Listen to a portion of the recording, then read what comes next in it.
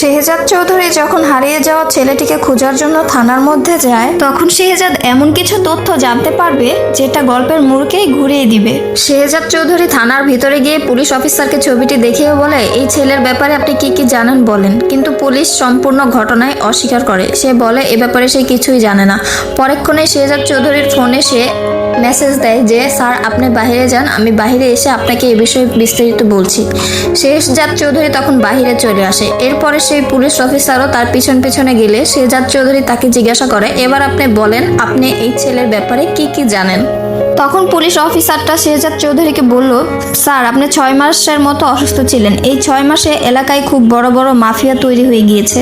এই সন্ত্রাসীরা এলাকা থেকে ছোট ছোট বাচ্চাদের তুলে নিয়ে গিয়ে তাদের হাত পা ভেঙে ফেলে, তারপরে তাদেরকে দিয়ে বিভিন্ন এলাকায় ভিক্ষাবৃত্তি করায়। আর আপনি যে ছেলেটার ছবি দেখালেন সে এই এলাকারই ছেলে, ওর নাম হচ্ছে সাব্বির। উনি আমার কাছে এসেছিল অভিযোগ করতে, কিন্তু তার পরক্ষণেই মন্ত্রী সাহেব আমাকে ফোন করে।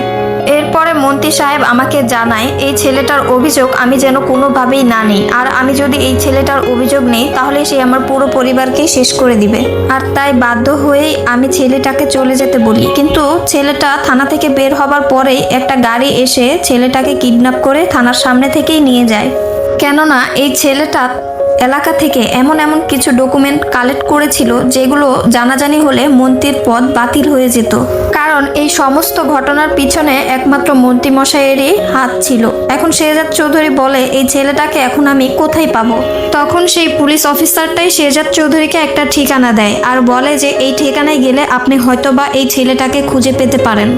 আর এই দিক দিয়ে তো মন্ত্রী মশাইয়ের লোকজন শেহজাদ চৌধুরীর বাড়িতে চলে গিয়েছে। বাড়িতে গিয়ে ফাতেমা ও শেহজাদের মাকে জিম্মি করে জিজ্ঞাসা করে যে শেহজাদ কোথায়। তখন ফাতেমা বলে যে শেহজাদ ওই ঘরে।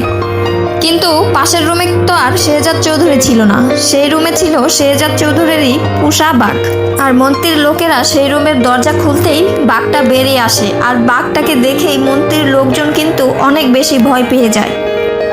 তখনই দেখা যায় ফাতেমার পায়ের নিচে পড়ে থাকা বন্দুকটি ফাতেমা তোলার চেষ্টা করে। এই বিষয়টা মন্ত্রীর একটা লোক আবার খেয়াল করে, সেও এটা চেষ্টা করে নেওয়ার জন্য। তখন তাদের দুজনের মধ্যে হাতাহাতি হয়। হাতাহাতির এক পর্যায়ে বন্দুক থেকে একটা গুলি গিয়ে শেহজাদ চৌধুরীর মায়ের বুকে লাগে, আর তখনই তিনি মাটিতে পড়ে যান। এরপরে শেহজাদ চৌধুরীর পোষা বাঘটা মন্ত্রীর লোকদের উপর আক্রমণ করতে থাকে। আর ঠিক তখনই মন্ত্রীর লোকেরা ভয় পেয়ে সেখান থেকে পালিয়ে যায়।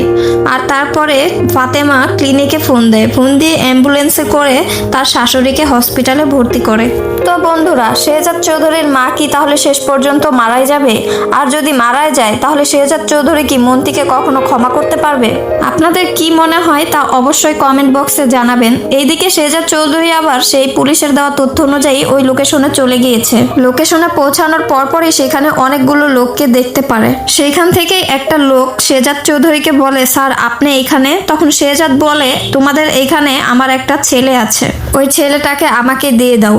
তখন আবার অপর প্রান্তের লোকটি বলে, স্যার আমি আপনাকে খুব বেশি ভয় পাই, কিন্তু তার থেকেও বেশি ভয় পাই যে আমাকে এই কাজটি দিয়েছে।